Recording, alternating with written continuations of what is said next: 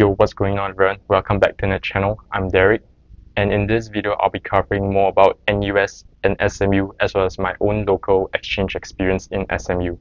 So I'm currently a student in the National University of Singapore, majoring in business administration, and I went on to SMU for a local exchange in the academic year of 2021-2022 from August 2021 to November. So before I begin, I would like to speak about some disclaimers.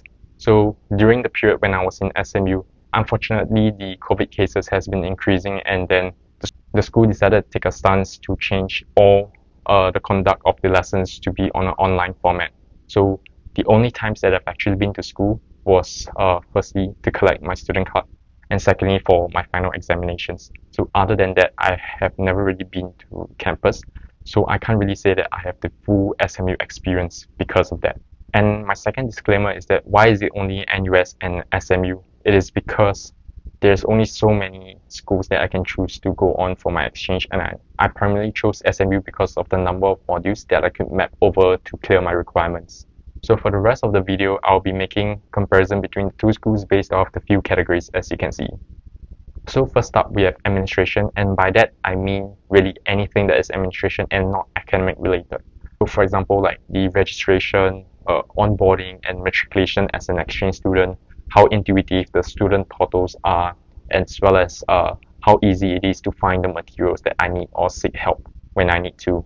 So SMU definitely wins 9 out of 10 because everything is so centralized, everything is widely available for the students. I can just go on to Oasis and find anything that I need on the platform, and if there's anything that I'm lacking, I can easily write in an email to the help desk to help me sort out whatever that I'm lacking.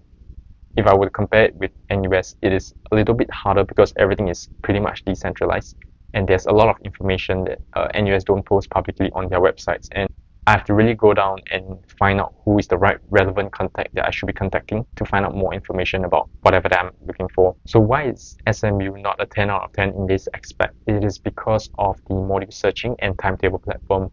So in NUS, we have NUS mods, which is really great because you are able to plot all the different tentative modules that you would like to take on the platform, and then it would show you whether there are any form of conflicts or any form of clashes in terms of the timetable as well as the examination timetable. So that aspect is super important, and I really do treasure it a lot, and I think that is extremely helpful in terms of planning out my timetable for the upcoming semester. And based off my experience in using BOSS, the module bidding site, it is a little bit difficult to use because I have to manually click into every single module and then check the timetable, check the examination timetable, and then take note of it, and then do the same to compare for each of the module that I'm searching for, which can be a little bit troublesome at times. I know that SMU, they are creating their own version of SMU mods right now. I think in 1 or 2 years time, if it's able to reach up to par with how NUS mods is like, then definitely SMU win this aspect hands down. So next up, we have academic grading, and in this aspect, I'm referring to how do they grade their students. So for both schools, I'm pretty much sure that they have class participation for most of their modules, and they also have quizzes, group projects, assignments, etc. So it's pretty much standardized. But one thing to note is that based off my own personal experience, I think that most, if not all of the modules in SMU would have finals, and that can weigh up to 30 to 40%. So that's one thing that you might want to take note, because if you're someone who prefer to just go through with coursework or group projects, then SMU may not be the best place for you to thrive in because of their emphasis of having finals. And I think both schools are pretty much on par in these aspects. I don't think that there's anyone that really outweighs the other in this grading. So it would be a tie for both. So moving on next to professors' preparedness. I'm not just talking about the academic sense, but also in terms of how well they are able to use the tools that are available. Do they know what is it like to be a professor in school? In SMU, I think that the professors are really well prepared for lesson. They know what portal to use, where should they be assessing the grading requirements, where should they be uploading their files on, and all of them have a very standardized timeline on when and how they upload their files, and which is very good for a student, because as a student I know when exactly they are going to upload the materials. Whereas in NUS, there will be that form of uncertainty here, whereby because it's not really standardized throughout the entire school, so some professors could just be uploading their slides maybe 1 minute before the lesson starts. So you can't really review any of that prior to the lessons. And I think one thing to note is that in SMU they have this thing called EPTL. I think it's Emergency Preparedness something learning. I'm not too sure about the full acronym. I'll probably just type it out on the screen. And what this means is that if there's a period of time where the professors or the school isn't able to accommodate for the lesson at that specified time, the professors will upload a pre-recorded session onto the portal, and it will be easily available for the students to access. It helps the student a lot because it doesn't compromise on their learning. So now we're talking about lesson duration. SMU, they conduct their lesson purely seminar style format, so it's a 3 hours block of lesson every single time. Whereas in NUS it's a little bit more varied, where they have the seminar style, which is the 3 hours also, and also they have the lecture tutorial basis. So I think that both schools have their own pros and cons when they're evaluating which kind of education structure to take on. But personally, I prefer to have the NUS format of how they conduct their lessons, because for some modules, you do need to have the interaction. Therefore, you need to have the seminar style. But whereas for other modules which are heavily reliant on the individual's effort, you don't really require the seminar format to conduct your lessons, whereas a lecture tutorial basis would do even better for the student and help them with their learning.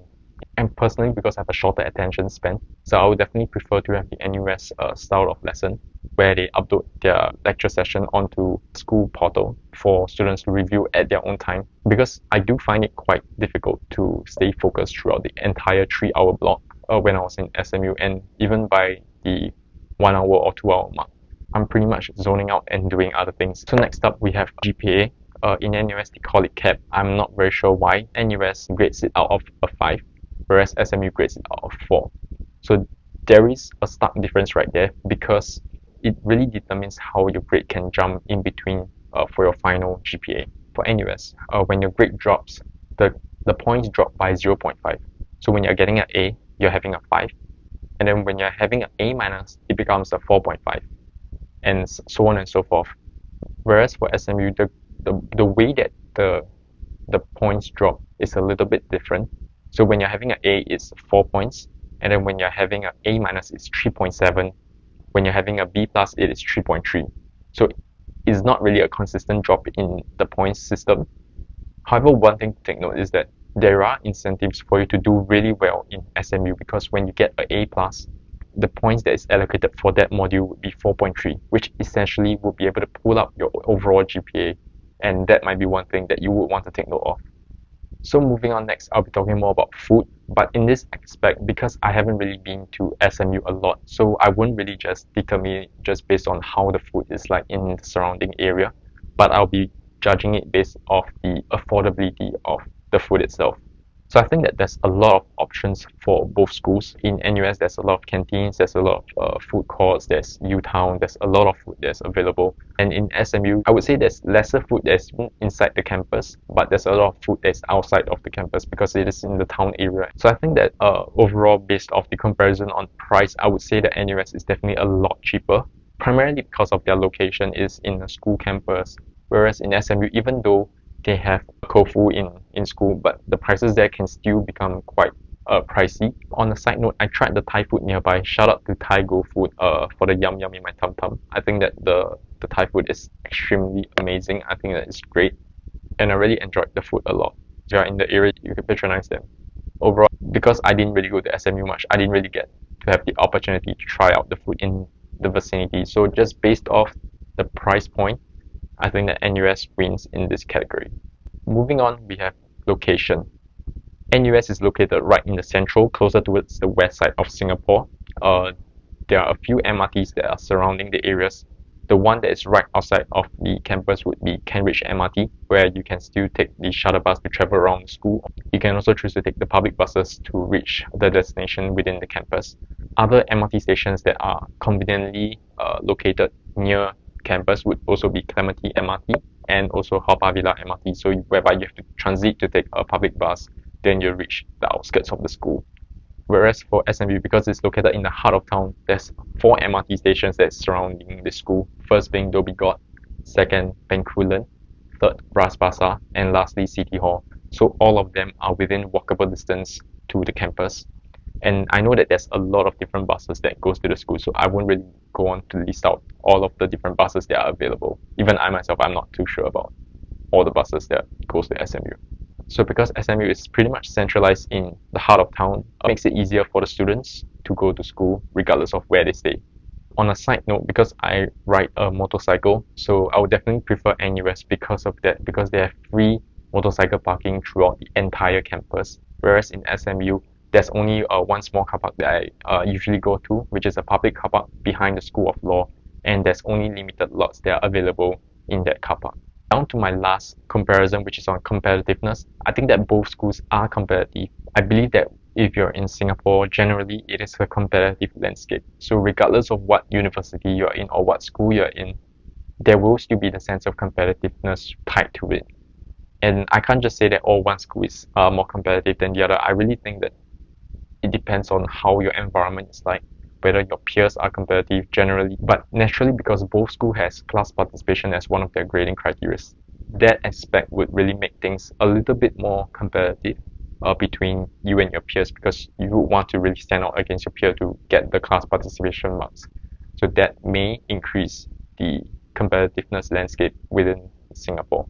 Down to the overall preference, if given a choice again, I would still choose to go to NUS, primarily because I really prefer the education structure there. Having the lecture tutorial structure as well as the seminar session, it gives me a lot of flexibility in terms of how I want to enhance my learning to be like. And also because of the location of the school, it is a lot more convenient for me to be traveling down to school for physical sessions. But beyond that, beyond the learning aspect, I believe that both schools have their pros and cons, and I can't just say that one school is better than the other or not. But more importantly, it depends on what you as a person value more, or what you as a student value more. And for you to determine which school is better, you definitely have to go down to the specifics and really evaluate each school holistically based off the different aspects that you're looking out for. I don't think that there's any school that is more superior than the other or not. Ultimately, it depends on what you value most as a student, and use those factors to help you in your judging criteria. That's all for now. Feel free to comment down below if you have any other questions or anything that you would like to find out more, and I could cover them in the subsequent videos. So take care, stay safe. See you guys in the next video.